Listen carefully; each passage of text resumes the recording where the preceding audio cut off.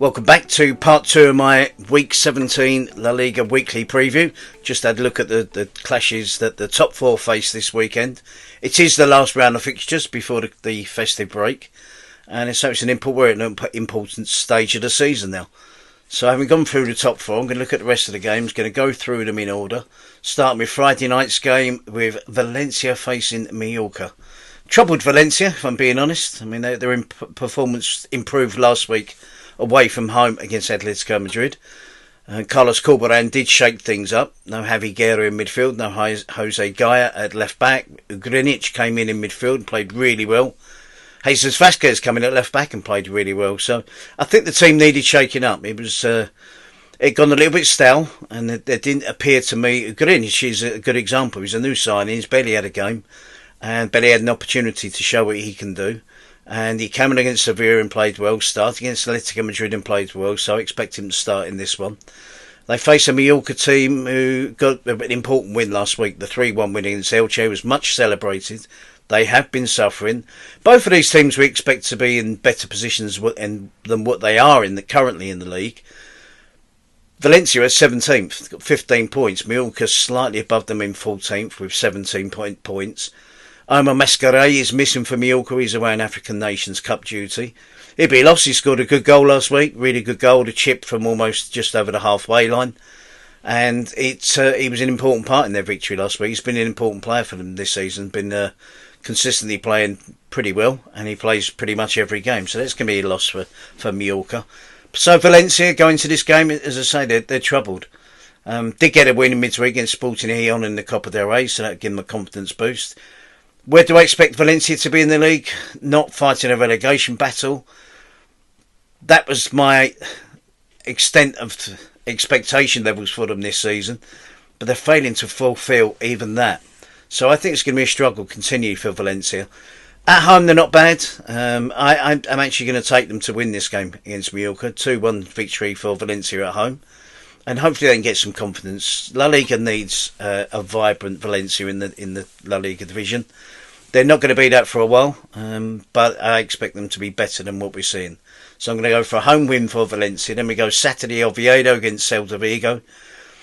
Guillermo Almada is the latest manager for Oviedo, so he's the third one, and we're on week 17.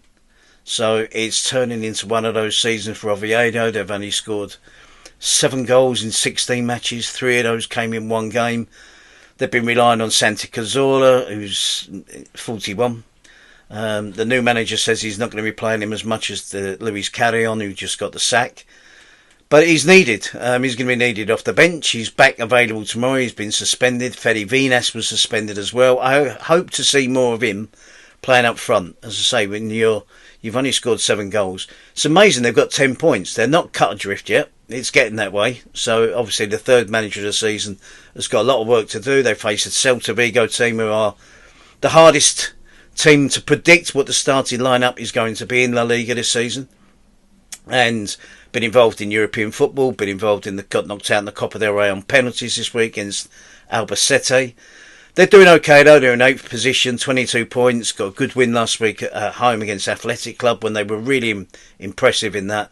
But as I say, the lack of consistency with the team selection from Claudio Heraldes is a little bit baffling. 5 or 6 changes per game.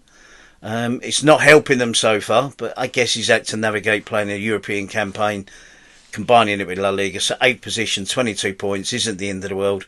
I expect them to get all 3 points in this game. I think Borja Iglesias is missing through injury. So maybe Iago Aspas will get a start this week. Svedberg is in really good form. They're a good team.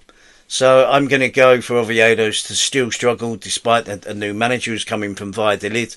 Halfway through the season, I think there's been some money changed hands to the second division club who were only mid-table in his first season at the club. So it's an interesting appointment. They can't afford to get any more wrong.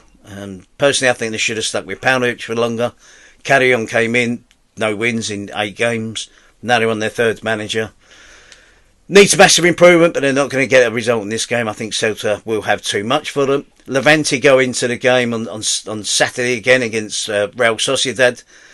They are bottom with 9 points. They had their game postponed last week because of weather in the Valencia region. So they didn't play last week. They went out of the Copa del Rey. They are missing their star striker in Carl Etery-Young, who's away on African Nations Cup duty. They face a Real... So Levante have got a temporary manager at the moment, Alvaro Del Moral. Real Sociedad sacked their manager last week after a dreadful performance.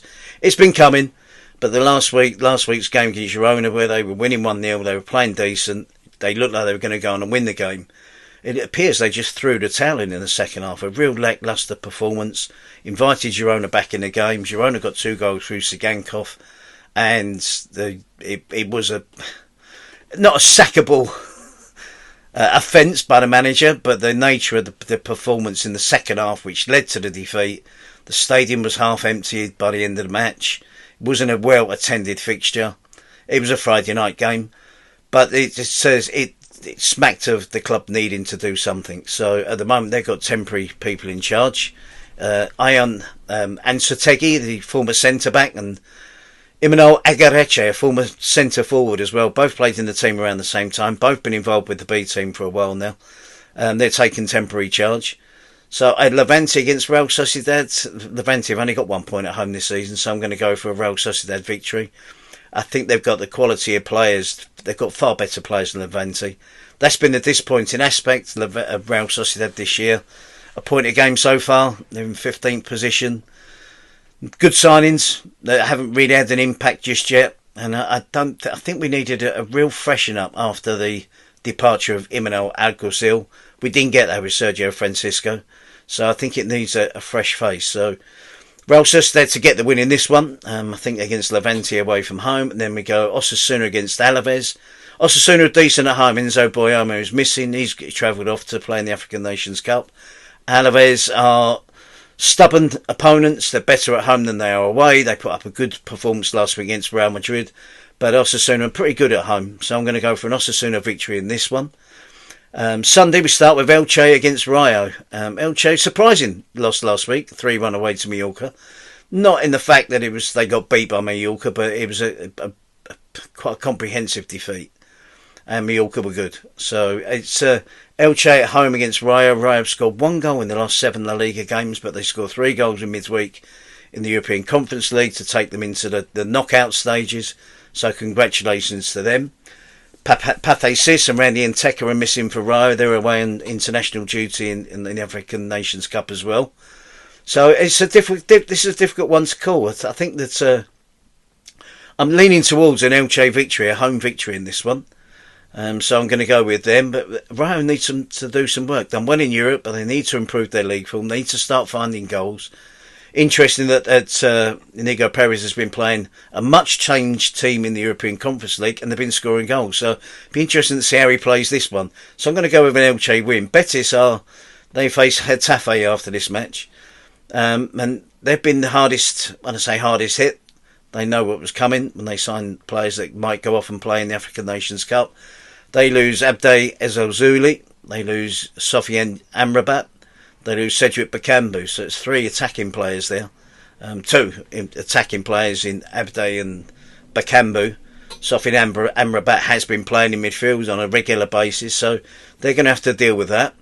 So Betis at home against Getafe. Betis, they've lost ground actually on Espanyol. We're looking at Espanyol, suddenly 5 points clear of Betis. So Betis find themselves in 6th position. They need a win. Yes, they're involved in European football. They got a win in midweek in the Copa del Rey. It's critical that Betis get back to winning ways. They've just slowed down recently, and as I say, that gap between them and Espanyol has opened up. So I'm going to go, despite Getafe being Getafe and Bordeaux, they went out in the cup in midweek against Burgos, which is a surprise and a disappointment. Bordeaux said it's hurt them. So a wounded Getafe away from home against Betis, with Betis missing important players, still no Isco. But I'm going to go for Betis just to have enough. A narrow victory for Betis in this one, something like a 2-1. Monday night we have Athletic Club against Espanyol. Athletic made really hard work, lower opposition midweek in the Copa del Rey. They needed extra time to go through with a 1-0 victory. Jareguizar getting the winning goal in extra time. They're struggling for goals. They were poor last week against Celta Vigo. Espanyol, I'm going to do Espanyol a favour and say I'm going to go for an Athletic victory at home, because I keep, week in, week out, looking at Espanyol fixtures and saying, can't see them getting anything in this game. They're 5th with 30 points.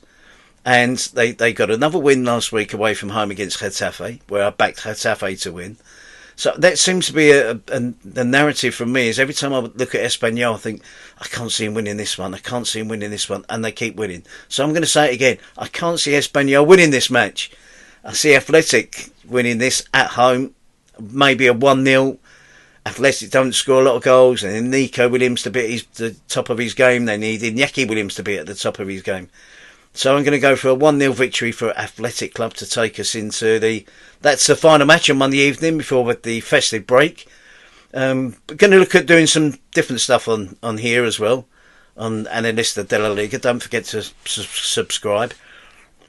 You can watch the goals and other sources. I get the opportunity to see them all over the weekend.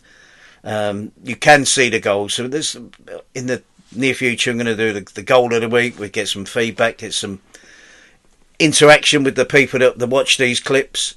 Maybe a team of the week and stuff like that. Stuff that we used to be able to do on La Liga TV that unfortunately we can't do at the moment. So I'm out commentating at the weekend, commentating on in Madrid, commentating on Real Madrid versus Sevilla, and then commentating on Sunday on Villarreal against Barcelona.